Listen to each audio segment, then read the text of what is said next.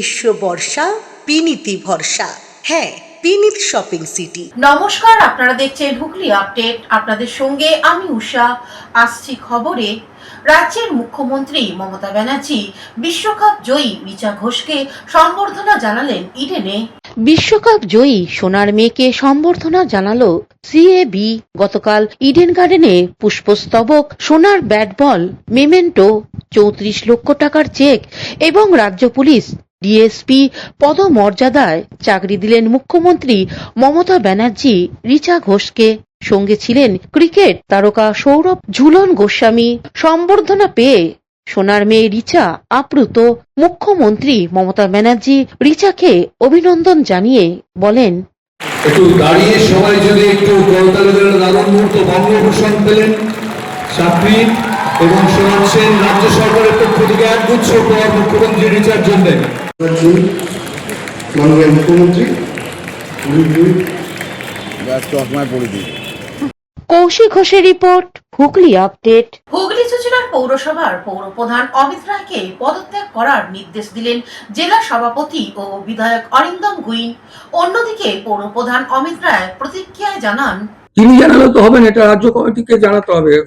সভাপতি আছেন আমাদের সুব্রত বক্সী এবং মমতা ব্যানার্জি আমাদের আহ্বান করেছেন, সেই সময় লিখতে হবে। আমরা দিদি এখন মুখ্যমন্ত্রী, দিদি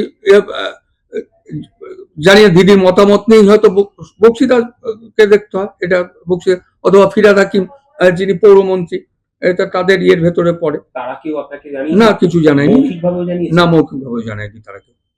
এবং আমায় অরিন্দম ঘোষ যেটা বলেছিলেন যে প্রদেশ থেকে আপনার কাছে নির্দেশ আসবে, সেরকম কোনো নির্দেশ এখনো প্রদেশ থেকে আসে, সেটা তো আছে যারা তো গুঞ্জন, তো এটা একটা সামাজিক ব্যাপার। তা দেখুন, এতে ব্যাপার নয়, দল চাইলে দল পরিবর্তন করবেন, এ হবে, কিন্তু তার একটা পদ্ধতির ভেতর দিয়ে হওয়াটা বাঞ্ছনীয়। আমি যে কথাগুলো বললাম সেটা পদ্ধতির কথাগুলোই বললাম। না না, দুর্নীতির প্রশ্ন, আমার বিরুদ্ধে কেউ দুর্নীতির অভিযোগ তো এখনো পর্যন্ত কেউ করেছে বলে আপনাদের কাছে আছে? তাহলে ওটা প্রশ্ন নয়। প্রশ্ন হচ্ছে যে আর্গুমেন্টটা হচ্ছে যে আমাদের পৌর এলাকাতে 1500 ভোটে হার হয়েছে, কিন্তু আমার ওয়ার্ড আমি নিজে জিতেছি। হ্যাঁ, 1500 ভোট হার হলে তাহলে তো যেসব ওয়ার্ডে হার হয়েছে তাদের আগে সরাতে হয়, পঞ্চায়েত সরাতে হয়, বিধায়ককে সরে যেতে হয়, তার 8500 ভোটে হার হয়েছে তার এলাকায়। এর আগেও এটা হয়েছিল, যখন পার্লামেন্ট নির্বাচন হয়েছিল তখন তো সরানো হয়নি। তখন তো আমরা তারপরে বিধানসভা সব ওয়ার্ডে লিড দিয়েছি, পৌরসভায় 29টা ওয়ার্ড জিতেছি। চক্রান্ত বলবো না, জানি না কোন মহল থেকে কি হচ্ছে। হ্যাঁ, তা এটা একটা হচ্ছে, তা হলে জানি না সেটা দল যদি নির্দিষ্টভাবে, আমি যেটা বললাম লিখিতভাবে সুব্রত বক্সী বা এরা যদি আমায় জানায়, নিশ্চয়ই আমি ছেড়ে দিয়ে চলে যাবো। আমার কিছু নিয়ে আসিনি, কিছু নিয়ে যাব না। দল জীবনভর দল করেছি, কেস খেয়েছি, পুলিশের মার খেয়েছি, সিঙ্গুর আন্দোলন, নন্দীগ্রাম আন্দোলন, যারা এখন এসব বলছে আমি লিখিত নির্দেশ দিচ্ছি, তখন তারা সিঙ্গুর আন্দোলনও ছিল না। আমি 72-73 সালে মহসিন কলেজে জিএস ছিলাম, তারপর থেকে সম্পূর্ণ বাম আমলে লড়াই করেছি, কেস খেয়েছি, মার খেয়েছি, অনেক কিছু হয়েছে। ডানলপে ছিলাম, সিঙ্গুর আন্দোলনে, নন্দীগ্রামের আন্দোলন, সবেতেই ছিলাম। দিদির ওপর আক্রমণ হয়েছে, আমরা বিভিন্ন জায়গায় আন্দোলন করেছি, করেছি। আমাদের এসব ব্যাপার নয়। ব্যাপারটা হচ্ছে যে যেটা দল বলবে শেষ পর্যন্ত সেটা মানতে হবে। দল যখন আমাকে এখানে মানুষ নির্বাচিত করেছে, হ্যাঁ, কিন্তু দল আমায় যত পৌরপ্রধান হিসাবে নির্বাচিত করে লিখিতভাবে জানিয়েছিলেন, তা সেইটাই আমি বলছি যে দল যদি লিখিতভাবে জানিয়ে দেয় তাহলে আমার কোনো ছেড়ে দেবো, কোনো অসুবিধা। বর্তমানে এসআইআর ব্যাপার হচ্ছে যে প্রথম কথা, দলের যিনি সভাপতি আছেন তিনি আমার পদত্যাগের কথা, তিনি আমায় বলেছেন কলকাতা থেকে নির্দেশ আসবে, তখন করতে হবে। আমি বলেছি যে নির্দেশটা লিখিত আনতে হবে, তার কারণ হচ্ছে এটা প্রশাসনিক পদ, এটা পার্টির পদ নয়। এবং লিখিত এটা উনি সভাপতি সুব্রত বক্সী বা মমতা ব্যানার্জি আমাদের অ্যাপয়েন্ট করেছেন, তাদের কাছ থেকে আসাটা বাঞ্ছনীয়। আর আমার যে কারণটা দেখানো হচ্ছে যে আমাদের পৌর এলাকায় 1500 ভোটে হার আছে, আমার নিজের ওয়ার্ডে আমি জিতেছি, লিড আছে, এবং 1500 ভোট একজন যিনি এমএলএর অনুগামী, তার 1500 ভোটে তারই ওয়ার্ডে হার আছে, সেটাই রেজাল্ট হয়েছে। এবং সবচেয়ে বড় কথা হচ্ছে যে বিধানসভার 8500 ভোটে হার, তাহলে তো পদত্যাগ করাতে হলে তাকে করাতে হয়। আর 7টা পঞ্চায়েতে সেখানেও হার, সে পঞ্চায়েতগুলোকে রেখে দেওয়া হয়েছে।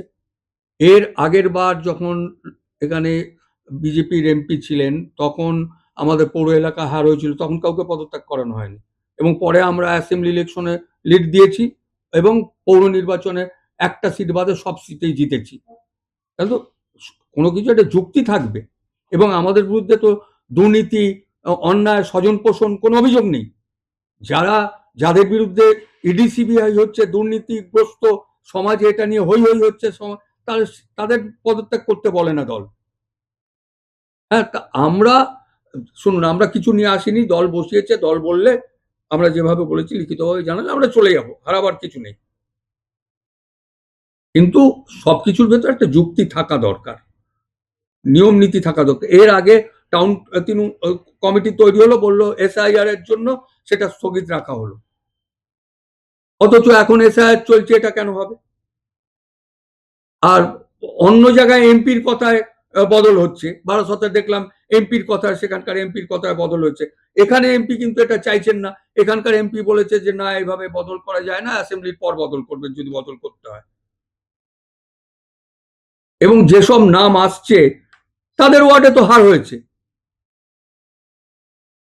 এই লোকসভা নির্বাচনে। মানে যে পরবর্তী যে চেয়ারম্যান হবে, হ্যাঁ, আর নেই। হুগলির তারকেশ্বরে 4 বছর শিশুকন্যাকে অপহরণ ও যৌন নির্যাতনে এলাকায় চাঞ্চল্য। 4 বছরের এক শিশুকন্যাকে অপহরণের পর যৌন নির্যাতনের অভিযোগ উঠল হুগলির তারকেশ্বরে।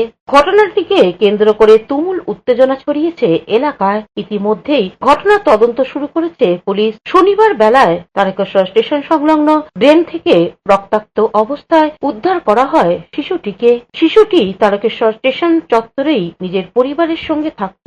শনিবার ভোরে কেউ বা কারা ওই শিশু কন্যাকে ঘুমের মধ্যেই মশারি কেটে তুলে নিয়ে যায় বলে অভিযোগ। ঘুম ভাঙতেই উদ্বিগ্ন হয় পরিবার। কন্নি হয়ে একাধিক জায়গায় খোঁজাখুঁজি শুরু করে তারা, কিন্তু হদিশ পাওয়া যায় না। অবশেষে বেলা 11:30টার দিকে রক্তাক্ত অবস্থায় উদ্ধার করা হয় শিশুটিকে। তাকে উদ্ধার করে তড়িৎঘড়ি নিয়ে যাওয়া হয় তারকেশ্বর গ্রামীণ হাসপাতালে। তবে প্রাথমিক চিকিৎসার পর শিশুটিকে ছেড়ে দেওয়া হয়। অন্যদিকে আজ বেলায় চন্দননগর হাসপাতালে আসেন বিজেপি নেতা দীপাঞ্জন গুহ। উনি রাজ্য সরকারের সমালোচনা করে বলেন, আমরা তো এই মুহূর্তে দেখুন, এখন তো সবচেয়ে প্রথম হচ্ছে যে বাচ্চাটার যে কন্ডিশন আছে, ওটি চলছে। আগে ওখান থেকে বেরোক, বাচ্চাটার কন্ডিশন, বাচ্চাটার কি অবস্থায় আছে, বাচ্চাটার বেটার ট্রিটমেন্ট হওয়া উচিত। তারপরে যা যা রাজনৈতিক কর্মসূচি সেগুলো যা হবে সব ঠিক আছে, কিন্তু আগে প্রথম হচ্ছে পরিবারটা যাতে একটু শান্ত হয়, পরিবারটার পাশে দাঁড়াতে হবে, বাচ্চাটার পাশে দাঁড়াতে হবে।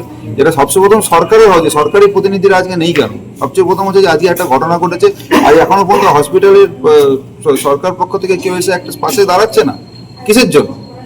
তাহলে কিসের রাজনীতি এটা? কিসের জন্য জনসেবা?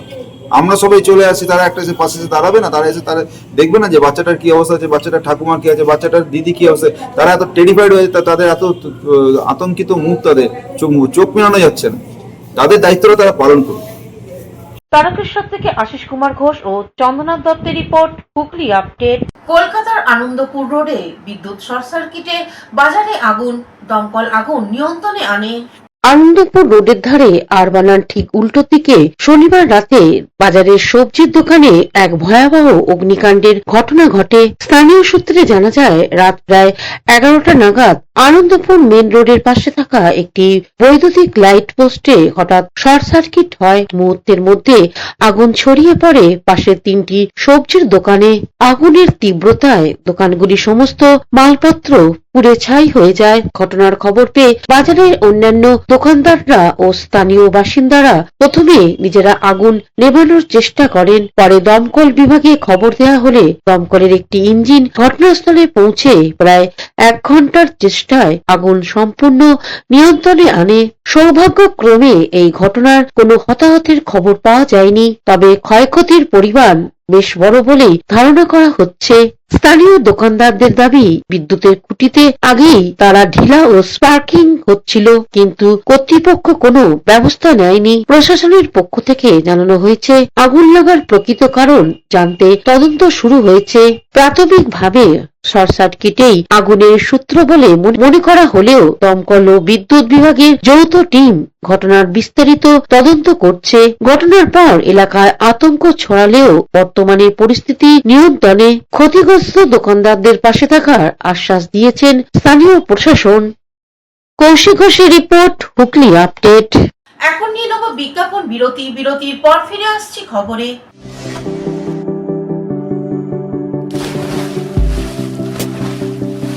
Fasten your seatbelts as you take a tour around your marine wonderland.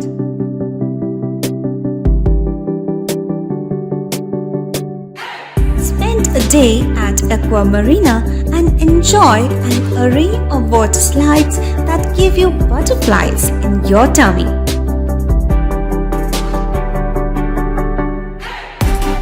Aqua Marina is a holistic weekend destination for friends, family, and couples and offers magic to soothe your body, mind, and soul.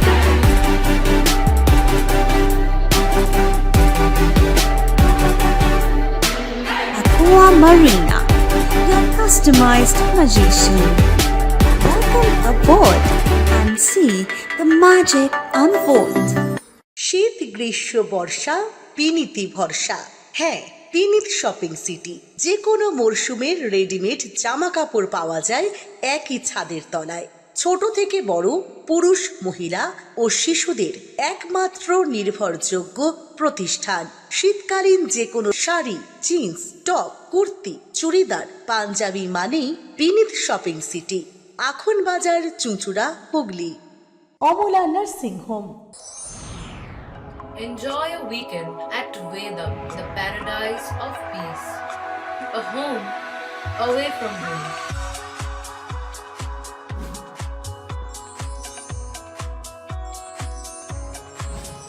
See yourself resonating with the nature. Vedam welcomes you to create your best memories. বিরতির পর ফিরে এলাম খবরে। ব্যারাকপুরের ৮ নম্বর ওয়ার্ডে SIR আতঙ্কে মৃত্যু হয়েছিল কাকলি সরকারের। ওনার বাড়িতে গেলেন মন্ত্রী শশী পাজা। ব্যারাকপুর পৌরসভার ৮ নম্বর ওয়ার্ডে কেজি স্কুল রোডে কয়েকদিন আগে এসআইআর আতঙ্কে মৃত্যু হয়েছিল কাকলি সরকারের। আজ তার বাড়িতে এলেন নারী ও পরিবার কল্যাণ দপ্তরের মন্ত্রী শশী পাজা। সাথে ছিলেন বিধায়ক রাজ চক্রবর্তী, সাংসদ পার্থ ভৌমিক, ব্যারাকপুর পৌরসভার চেয়ারম্যান উত্তম দাস। পরিবারের লোকজনের সঙ্গে কথা বলেন শশী পাজা, পরিবারের পাশে থাকার আশ্বাস দেন। দেখা যায় 2018 সালে ভোটের নাম তোলবার জন্য সমস্ত পরিবার দরখাস্ত করেছিল, তাতে এবারে এসআইআর ফর্মে নাম আসে মৃত কাকলি সরকারের। এ বিষয়ে নারী ও পরিবারের কল্যাণ দপ্তরের মন্ত্রী শশী পাজা কি জানাচ্ছেন শুনবো। না, এই মুহূর্তে হ্যাঁ, আমরা কাকলি সরকারের পরিবারে এসে একটা মর্মান্তিক মৃত্যু হওয়া উচিত নয়। সময়ের আগে একজন মানুষ চলে গেল আতঙ্কে, এসআইআর আতঙ্কে। সমস্ত কাগজ তার হাতে রয়েছে, যে কাগজ আপনার আমার সাধারণভাবে সকলের কাছে আছে, কিন্তু আতঙ্ক এত বিজেপির এই সমস্ত জ্বালানি বক্তব্য, একে বাদ দেব তাকে বাদ দেব, এই করতে গিয়ে কি এই ভীত সন্ত্রস্ত হয়ে কাকলি এইরকম একটা পদক্ষেপ নিল। আজকে ওর 2 সন্তান, মেয়ে, কত অল্প বয়সী মেয়েরা রয়েছেন, তার স্বামী সবুজের সঙ্গে কথা বললাম। আমরা একটাই বার্তা দিলাম যে সর্বভারতীয় তৃণমূল কংগ্রেসের সভানেত্রী মমতা বন্দ্যোপাধ্যায়ের পক্ষ থেকে এবং সর্বভারতীয় তৃণমূল কংগ্রেসের সাধারণ সম্পাদক অভিষেক বন্দ্যোপাধ্যায়ের পক্ষ থেকে আমরা এসছি। এমনি তো স্থানীয়ভাবে বিধায়ক রাজ চক্রবর্তী এবং সাংসদ আমাদের পার্থ ভৌমিক আসছেন এবং সবসময় আছেন, আমরা জানি। দলের পক্ষ থেকে আজকে সমীরুল দা, যিনি সমীরুল ইসলাম মাননীয় এমপি, এবং আমরা এসছি দলের পক্ষ থেকেই বার্তা দেওয়ার জন্যে যে আজীবন থাকবো। এই যে একটা অন্যায়ভাবে একটি মৃত্যুর দিকে ঠেলে দিল মানুষকে, যারা ঠেলে দিলেন তারা বিজেপি, আতঙ্ক ভয় দেখালেন এসআইআর নামে এবং একটি প্রাণ চলে গেল। পরিবার লোক ওই একই কথা, যে এরকম চলে গেল, ও এই সারাদিন এইগুলো দেখতো টিভিতে ইত্যাদি, এদের বক্তব্য শুনতো, যে চিন্তা করতো এবং যে আমরা বোধহয় বাদ পড়ে যাব। আমরা তাই দিলাম, পাশে থাকবো তাই বললাম। কোনো রকম সাহায্য না, আমরা বাচ্চারা পড়াশোনা করুক, ভালো থাকুক, সবুজের চিকিৎসা ভালোভাবে হোক, বাবা মা বয়স্ক তারা আছেন, যা আছে সব যাবতীয় যা সাহায্য বলুন কিংবা একটা মানুষের পাশে থাকা যে বার্তা, সবটাই আমরা দিয়েছি। বিরোধী দলনেতা এই ঘটনার জন্য মমতা বন্দ্যোপাধ্যায় এবং অভিষেক বন্দ্যোপাধ্যায় প্রচারকে দায়ী করছেন, যে তারা ভয় দেখাচ্ছে মানুষকে। কোনটাকে? এই ধরনের মৃত্যুর ঘটনা। শুনুন, এটা ভালো নয়। একটা মানবিকতা বলে একটা প্রশ্ন একটা থাকে আমার মধ্যে, তিনি তার বিবেককে কি জবাব দেন আমি জানি না, কিন্তু আমরা এটুকু বলি দুটো বিষয়। এই যে তৃণমূল কংগ্রেস লাশের রাজনীতি করছে বলল, এইটা তুমি যাকে লাশ বলছো না, সে একটা জীবন্ত প্রাণ ছিল। এই পরিবারেরকে জিজ্ঞেস করুন তাকে লাশ কে করলো, কেন ও নেই, এতটা অমানবিক উক্তি কিংবা বক্তব্য আসে কি করে? আর তার পাশে থাকবেন না, এটা কি এখানে অঞ্চলের মানুষ তার পাশে নেই? অমানবিক হয় কি করে? একটি রাজনৈতিক দল রাজনৈতিক চশমাটা খুলুন। এইভাবে ভুল ব্যাখ্যা দেওয়াটা ঠিক নয়। প্রতিটি মৃত্যু যেটা এসআইআর জন্য হচ্ছে আতঙ্কে, এটা তাদেরকে স্বীকার করতে হবে এবং দায়িত্ব নিতে হবে। তোমরা ভয় দেখিয়েছো, একটা প্রকৃত নাগরিক তার মার গেল। আজকে জানেন ওর এসআইআর এর ওই ফর্ম, যেটা আমাকেও দিয়েছে, আমার বাড়িতেও আজকে পৌঁছেছে ফর্ম, ওই ফর্মটা ওর ওখানে পৌঁছেছে। ওর দোষটা কি? ও আজকে নেই, ওর বাড়ির সবাইকার ফর্ম এসছে। এটা কি অন্যায়? হ্যাঁ, ওর ফর্ম এসছে তো আজকে, ওই ফর্মটা আমার কাছেও এসছে। আমি কিন্তু প্রার্থী হই, যে কাগজ আমার কাছে আছে এটাই আমি দেখাবো, এই যে কাগজ ওর কাছেও আছে। তফাৎটা কোথায়? তাই জন্যে তো মানুষকে বোঝানোর চেষ্টা আমাদের। দেবপ্রিয় সরকারের রিপোর্ট, হুগলি আপডেট। খড়দার এলাকায় রাতের অন্ধকারে বিএলআররা কাজ করছেন, কমিশনে অভিযোগ জানালেন মন্ত্রী শোভনদেব চট্টোপাধ্যায়। খড়দা বিধানসভা অঞ্চলে বেশ কয়েকটি বুথে বিএলওরা কাজ করছেন রাতের অন্ধকারে এবং 120 নম্বর বুথে বিএলওর 4 দিনেরও একটিও ফর্ম দিতে আসেননি ভোটারদের বাড়িতে। গতকালই মন্ত্রী শোভনদেব চট্টোপাধ্যায় অভিযোগ জানিয়েছেন কমিশনকে। ক্ষোভ উগরে দিলেন শোভনদেব চট্টোপাধ্যায়। গতকাল পর্যন্ত আসেনি, আমি কাল রাত্রে চিঠি পাঠিয়েছি। চিঠি পাঠাবার সঙ্গে সঙ্গে আজকে শুনলাম তারা 3টের পর একজন সুপারভাইজার আসলেন যাত্রা করার জন্য, তাই দেখুন চলে গেলেন। তাহলে এই যে সময়টা নষ্ট হলো, যে আমি জিজ্ঞেস করেছি, it will be difficult for any DLO to manage the loss of time within the rest of the days.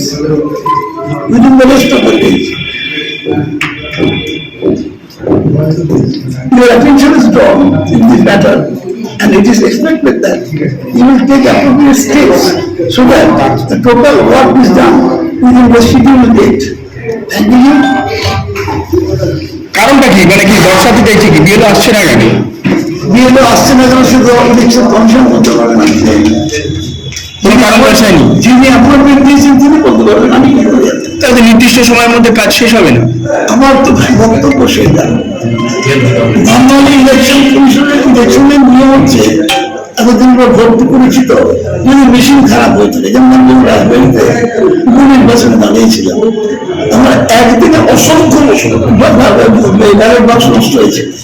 সেটা পরিকল্পনা হচ্ছে যাতে বা ইলেকশনে মেরে যায়, আমার সঙ্গে লড়াই করা মুশকিল আছে। তো বোধহয় প্রায় 70-80টা ব্যালট বাক্স খারাপ হয়ে গিয়েছে। সেই জন্য সেখানে আমি যতক্ষণ করে টাইম নষ্ট হয়েছে ততক্ষণ এক্সট্রা টাইম নিয়েছিলাম ভোট করার জন্য। বিএলও কি কোথাও প্রভাবিত হচ্ছে মানে মনে হয় এই যে না আসার? বিএলওরা কি করে প্রভাবিত হচ্ছে কি হচ্ছে বলতে পারবো না, কিন্তু বিএলওদের যে কাজকর্ম দেখতে পাচ্ছি আমি, তাদের কোথায় কোথায় কিভাবে প্রভাব করা হচ্ছে, যে একটা লোক 5টার সময় আসছে, অফিসিয়াল একটা ওয়ার্কিং আওয়ার্স আছে, সেই সময় আসবে লোকে, যদি না আসে তাহলে তাকে বিকেল 5টার পর কেন আসবে, আর 5টা থেকে কতক্ষণ কাজ করবে তাও তো আমরা জানি না। কিন্তু কাজ তো ব্যাহত হচ্ছে, যে প্রক্রিয়া এটা মাত্র 1 মাসের কাজ নয়। 2002 বেসে এসআইআর হয়েছিল, সেটা 2 বছর অতিক্রম করে গিয়েছিল, তারপর তার ভোটার লিস্টে গিয়েছিল। এখানে 1 মাসের মধ্যে বিলি করতে হবে, ভোটার ফর্ম বিলি করতে হবে, আর 1 মাসের মধ্যে কাজটা কমপ্লিট করতে হবে। তাহলে যে 2 বছর লেগেছিল আমাদের এই রাজ্যে, সেটা করতে 2 মাস মাত্র সময় দেওয়াটা, এটাই তো হাস্যকর। বিএলওর সাথে আপনি যোগাযোগ করার চেষ্টা করেছিলেন? বিএলও শোনা না, সেখানে বিয়ে আমি যত শুনেছি বাইরে আছে, হায়দ্রাবাদে আছে, আমাকে তার লোকের খবর হচ্ছে সে হায়দ্রাবাদে আছে। দেবপ্রিয় সরকারের রিপোর্ট, হুগলি আপডেট। এখনকার মতন খবর এই পর্যন্তই। প্রতিদিন দেখুন হুগলি আপডেট। নমস্কার।